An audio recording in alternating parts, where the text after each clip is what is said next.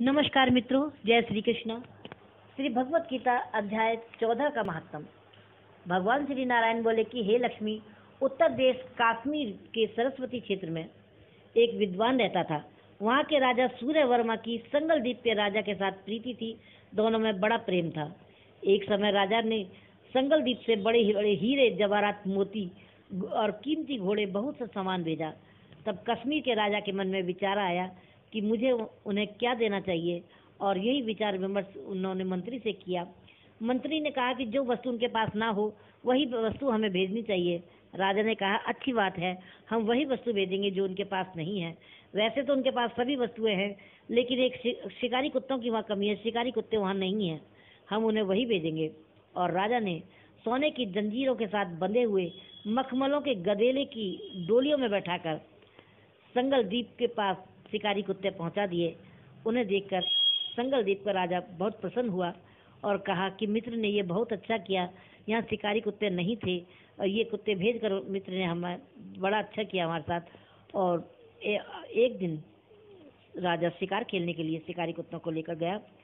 शिकार खेलने गया। संगलदीप के राजा ने दूसरे राजाओं को बताया, शर्त रखी कि जिसका भी कुत्ता शिकार मारेगा उस शिकार को वही लेगा। सब राजाओं ने अपने अपने कुत्ते छोड़े और एक सुस्या निकला, उसके पीछे कुत्ते दौड़ पड़े। सुस्या दूर निकल गया और कुत्ते सब पीछे रह गए। संगलदीप के राजा के कुत्ते ने सुस्या को पकड़ लिया और जब लोगों ने शोर किया तो कुत्ता भरमा गया और सुस्या फिर भाग गया। कुत्ते के दांत सुस्या को लगे थे, रुधिर टपकता हुआ जा रहा था और सुस्या भागा जा रहा था। कुत्ता उसके पीछे था। दौड़ते दौड़ते वो एक वन में पहुंच गए। एक कच्चा तालाब था जो कि पानी से भरा हुआ था। उसके तट पर एक कुटिया थी जिसमें एक साधु महाराज रहते थे। उस तालाब में सुस्या जा गिरा और वह कुत्ता भी उसके पीछे जा गिरा। इतने में राजा भी घोड़े पर बैठा हुआ दौड़ता हुआ पहुंच गया। देखा तो दोनों मरे पड़े हैं।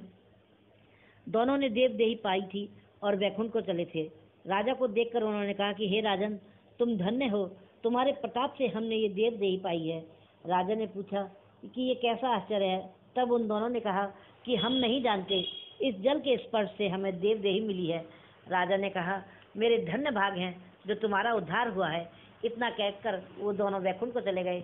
और राजा ने नमस्कार करके महाराज संत से पूछा कि हे महाराज, ये कैसा आश्चर्य है और जिससे कि ये सुस्या और स्वान दोनों का उद्धार हुआ है। ये इस जल के स्पर्श करने से उनका उद्धार हो गया, अर्थात ये कैसा जल है। संत महाराज ने कहा कि हे राजन, मेरे गुरु यहाँ रहते थे और नित्य ही इस तालाब में स्नान करके श्री गीता जी के 14वें अध्याय का पाठ किया करते थे। और मैं भी यहाँ इसी तालाब में स्नान करता हूँ और श्री गीता जी के पाठ का अध्ययन करता हूँ। राजा ने कहा कि धन्य है भाग जो मैंने आपका दर्शन मुझे प्राप्त हुआ और आपके दर्शन से ऐसी योनियों का भी उद्धार हुआ। मैं धन्य हो गया आपका दर्शन पाकर। राजा भी नित्य प्रति श्री गीता जी के 14वें अध्याय का पाठ सुनने लगा और नित्य प्रति सुनने से राजा का भी उद्धार हुआ। देवदेही पाई और इस देह को त्याग कर वैकुंठ को चले गए। भगवान श्री नारायण कहते हैं कि हे लक्ष्मी जी, ये मैंने 14वें अध्याय का महत्तम कहा जो तुमने सुना। आगे भी जो पृथ्वी पर श्री गीता जी के 14वें अध्याय का पाठ करेगा उसको भी वैकुंठ प्राप्त होगा।